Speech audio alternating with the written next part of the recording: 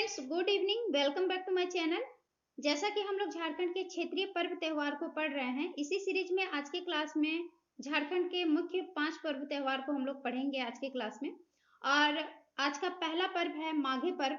तो आइए जानते हैं क्या है माघे पर्व और कब मनाया जाता है। तो माघ माह में माघे पर्व मनाया जाता है। मैंने पहले भी बताया था कि झारखंड में जितने भी पर्व त्योहार मनाए जाते हैं उसमें से ज्यादातर पर्व त्योहार महीनों के नाम से ही रखे गए हैं। तो नाम से ही पता चल रहा है माघे पर्व जो है वह माघ महीने में मनाया जाता है। कृषि वर्ष का अंत माघ माह होता है। जो कृषि की जाती है तो कृषि का जो अंत महीना होता है वह माघ माह होता है। साथ ही नई कृषि वर्ष का आरंभ माघ महीने में होता है। साथ ही नए कृषि का आरंभ भी माघ महीने में ही होती है। धांगर धांगर अर्थात कृषि मजदूर या खेतिहर मजदूर जो खेतों में काम करते हैं उन्हें धांगर कहा जाता है। तो धांगर की अवधि पूरी होती है। इस समय क्या होता है, धांगर की अवधि पूरी हो जाती है। रोटी पीठा आदि खिलाकर तयशुदा मूल्य चुकाकर धांगर को विदा कर दिया जाता है। तो दोस्तों यहाँ पे माघे पर्व किस प्रकार मनाया जाता है, तो माघे पर्व माघ महीने में मनाया जाता है।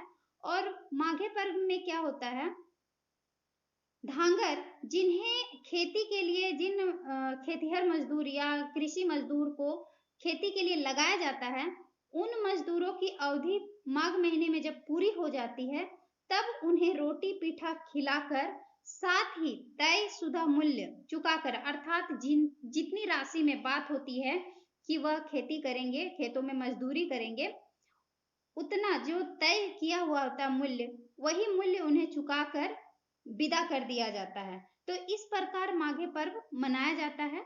यहाँ पे आप देख सकते हैं मैंने पीठा का भी पिक्चर लिया है जो झारखंडी पीठा है। इसे खपड़ा पीठा या खपड़ा रोटी भी कहा जाता है। और ये जो माघे पर्व है कृषि का अंत महीना होता है जब कृषि पूरी तरीके से कंप्लीट हो जाता है। फसल लोग घरों के अंदर फसल को ले आते हैं और उसके बाद क्या होता है, धांगर जिसे खेतिहर मजदूर जो होते हैं उनको रोटी पीठा खिलाकर तयशुदा जो मूल्य होता है, जो जितने मूल्य में बात होता है कि आपको इतनी मजदूरी दी जाएगी खेती करने के लिए, उस मूल्य को चुकाकर उन्हें विदा कर दिया जाता है। तो इस प्रकार माघे पर्व मनाया जाता है। चलिए नेक्स्ट आप देखते हैं नेक्स्ट पर्व क्या है। नेक्स्ट पर्व है चांडी पर्व। चांडी पर्व जो है दोस्तों, उरांव जनजाति चांडी पर्व को मनाते हैं। अब ये चांडी पर्व विशेष रूप से कौन मनाते हैं, तो उरांव जनजाति के लोग चांडी पर्व को मनाते हैं। माघ माह की पूर्णिमा में चांडी पर्व को मनाया जाता है। अब चांडी पर्व को कब मनाया जाता है, तो माघ महीना के पूर्णिमा के दिन चांडी पर्व को मनाया जाता है। चांडी स्थल में देवी की पूजा की जाती है। चांडी स्थल में किसकी पूजा की जाती है, तो देवी की पूजा की जाती है। लाल मुर्गी तथा सफेद बकरा की बलि दी जाती है। चांडी पूजा में लाल मुर्गी तथा सफेद बकरा की बलि दी जाती है। इस पर्व में केवल पुरुष भाग लेते हैं। दोस्तों चांडी पर्व में याद रखें केवल पुरुष ही भाग लेते हैं, इसमें महिलाएं भाग नहीं लेती हैं। जिस परिवार में गर्भवती महिला होती है उस परिवार का पुरुष सदस्य भाग नहीं लेता है। अब यहाँ पे जिस परिवार में यदि कोई परिवार में महिला गर्भवती है तो उस परिवार के जो पुरुष सदस्य हैं वह भी भाग नहीं ले सकते हैं। तो इस पर्व को है इस प्रकार मनाया जाता है।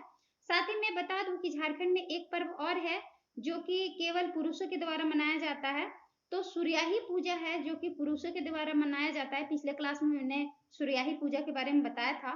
साथ ही चांडी पर्व भी है जिसे पुरुषों के द्वारा ही मनाया जाने वाला पर्व है। तो इसको आप याद रखेंगे, सूर्याही पूजा और चांडी पूजा जिसे पुरुषों के द्वारा मनाया जाता है। झारखंड के ये क्षेत्रीय पर्व हैं। लेकिन इन दोनों में भी एक डिफरेंस है, इन दोनों में भी एक भिन्नताएं हैं। क्या भिन्नताएं हैं दोस्तों, तो चांडी पर्व में वह पुरुष सदस्य भी भाग नहीं लेता है जिस पुरुष सदस्य के घर में यदि कोई गर्भवती महिला होती है तो उस घर के पुरुष सदस्य भाग चांडी पर्व में नहीं लेते हैं। तो ये हम लोगों ने जाना चांडी पर्व को किस प्रकार मनाया जाता है। यहाँ आप देख सकते हैं देवी की पूजा की जाती है, मैंने पिक्चर में भी दिखाया है। अब तीसरा पर्व जानते हैं फगुआ। ये फगुआ क्या है, तो फगुआ हिंदुओं की होली या फाग के समान ही फगुआ त्योहार आदिवासियों में मनाया जाता है। जिस प्रकार हिंदुओं में होली का त्योहार मनाया जाता है उसी प्रकार फाग के समान ही फगुआ को आदिवासियों में मनाया जाने वाला त्योहार है फगुआ। फगुआ जो है फागुन माह की पूर्णिमा के दिन फगुआ त्योहार मनाया जाता है।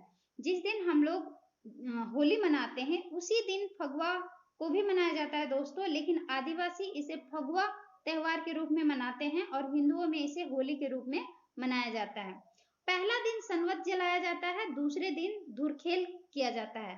अब पहला दिन जो हम लोग होलिका दहन करते हैं उसी को यहाँ पे संवत जलाया जाता है और दूसरे दिन क्या किया जाता है, धूरखेल अर्थात धूल मिट्टी के साथ खेला जाता है, उसे धूरखेल कहा जाता है। यह होली का झारखंडी रूप है। अब ये जो फगुआ है यह होली का झारखंडी रूप है, अर्थात झारखंडियों का होली इसे कहा जा सकता है।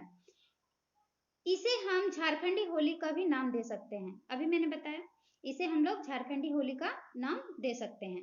अब उरांव, मुंडा, खरदार, भूमियार, महली, बेड़िया, चीक बड़ाई, करमाली, चेरो, बेगा आदि जनजाति इस त्योहार को विशेष रुचि होती है और विशेष रूप से मनाते हैं। तो ये हम लोगों ने झारखंड के क्षेत्रीय पर्व फगुआ के बारे में जाना, जो कि होली त्योहार की तरह ही मनाया जाता है और इसे फागुन माह के पूर्णिमा के दिन ही मनाया जाता है।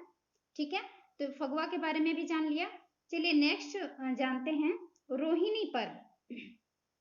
अब ये रोहिणी पर्व क्या है दोस्तों? तो रोहिणी झारखंड राज्य में कैलेंडर वर्ष का प्रथम त्योहार है। अब ये जो रोहिणी है ये झारखंड राज्य के जो कैलेंडर है इस कैलेंडर का वर्ष का प्रथम त्योहार माना जाता है रोहिणी पर्व को।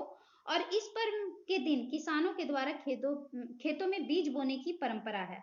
रोहिणी के दिन क्या किया जाता है, किसानों के द्वारा बीज बोने का काम किया जाता है। आप यहाँ पिक्चर में भी देख सकते हैं कि यहाँ पे देखिए धान का बीज लगा रहे हैं खेतों पे किसान के द्वारा। महत्वपूर्ण बात यह है कि इस पर्व के समय कोई नृत्य या संगीत का आयोजन नहीं किया जाता है।